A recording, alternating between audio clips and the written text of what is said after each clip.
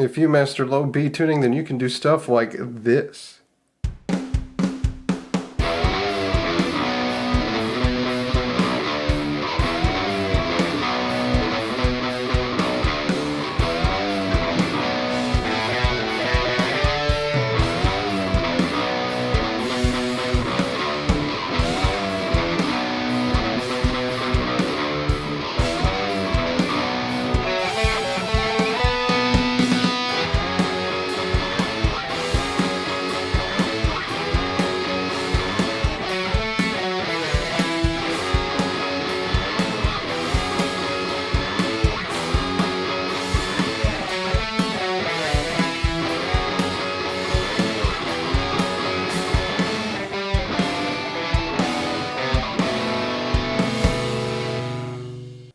Hey everybody, this is Matthew. Welcome back to the channel. Today we've got a new Magic of video. Today we're going to learn a new alternate guitar tuning.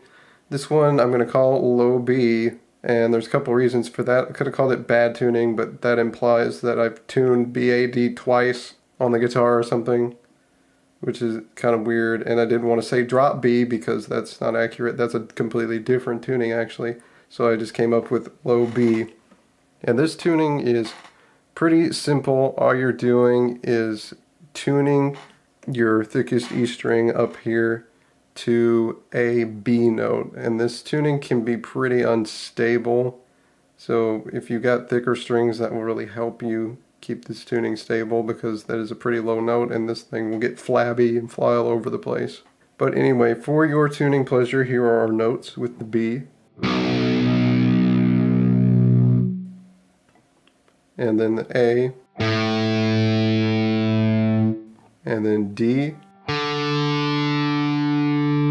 and then G,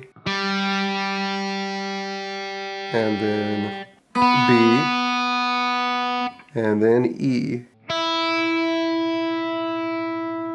And so our tuning is B, A, D, G, B, E. So it's just this top string that is tuned differently. All the rest are exactly the same as they would be in standard tuning. So without further ado, let's get to breaking this tuning down and what you can do with it. So the basics of this tuning are found in the top two strings, obviously. So the way this tuning is different is because you've tuned this all the way down to a B right here. You have an interval of a seventh between that and the A string up here.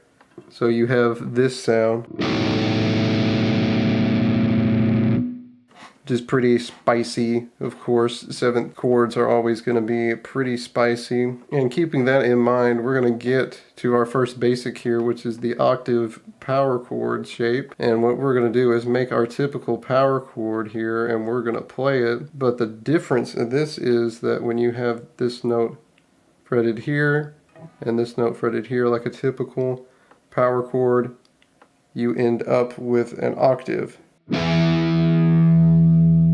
instead of your typical root fifth. And that's a pretty cool sound, and you can slide it around and do all kinds of things.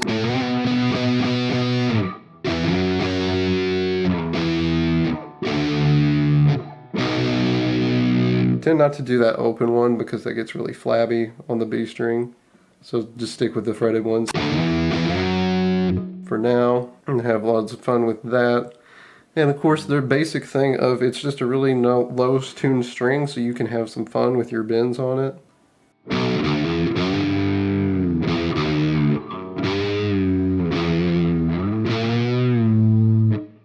So you can do silly stuff like that, and then just incorporate the interval. Doing that move to your root, your seventh, and then your octave is always a fun one. But then we have lots of range here on the rest of the neck.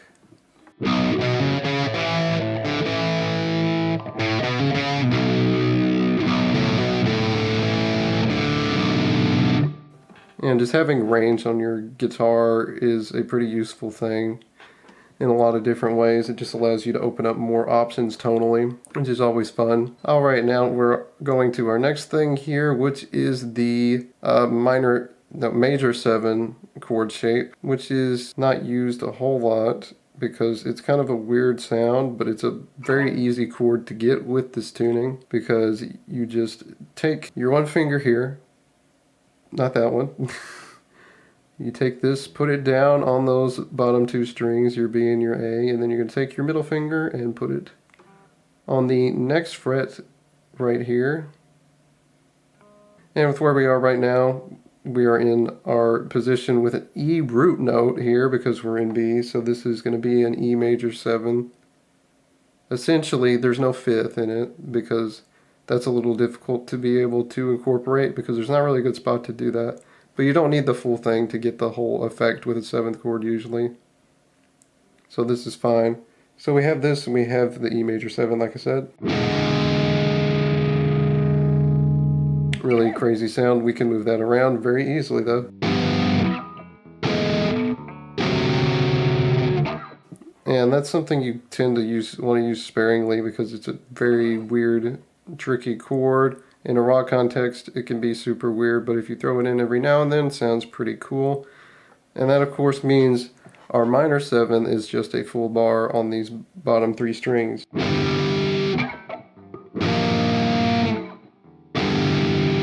That's something I did not mention before, is that your interval here on your D string, that is your minor 3rd of B, basically. Now, of course, it's an octave up from what that would typically be in a scalar sense, but it's the same note. And then there are other chord shapes we can get. If we invert that first one a little bit here, we end up with this one here, which I am calling a 6 add 9. So here be an E6 add 9. I think that's what it is. There's other ways you can do it depending on what inversion you want to call it. But our basic thing here, I'm thinking of it is an E6 add 9 because we have an E, a major 6, and a 9, or a 2, but we're an octave up, so we're calling it an add 9. And then you get this sound. That one's maybe a little bit more manageable of a sound. It's going to be way more useful to you than maybe the other one. In a rock context specifically. In other contexts, obviously, the 7th chord is a good chord to have in your back pocket. Another thing to think about with this tuning is that it's friendly to multiple keys.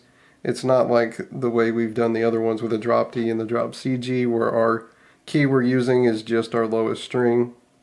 You can, of course, do that with this tuning pretty easily, but you can also do other keys.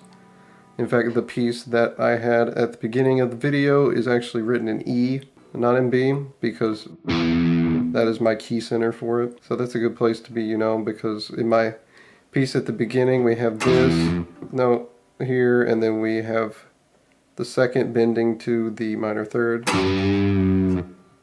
and then back to the open B, which is the 5th in E, of course, and then these guys here, which is the 4th to the 5th right there, and then down to the minor 7 right there. And that's how I thought about the piece that I wrote for the beginning of this video. And of course there's plenty of other keys you can do it in. You can do D, obviously, because B is the major 6 of it, which would of course be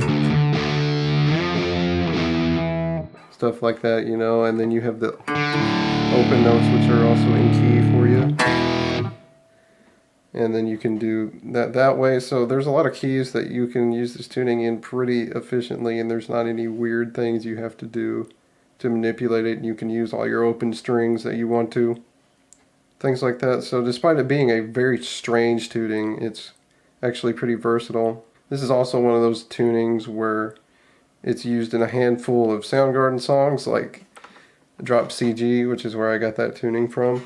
And I believe Tool has used it. I heard that somewhere, that they've used this tuning somewhere in their music. I don't know where specifically, I just heard that once. But mainly it's Soundgarden, and it's, of course, there's 3 songs, and they're all on Badmotorfinger that use this tuning. Of course, the piece that I did was kind of based mostly on Searching with My Good Eye Closed. In fact, I kind of ripped the drum beat essentially from it. Well, rip is the wrong word because I had to program it in myself by listening to the actual beat, and I got a rough version of what that was.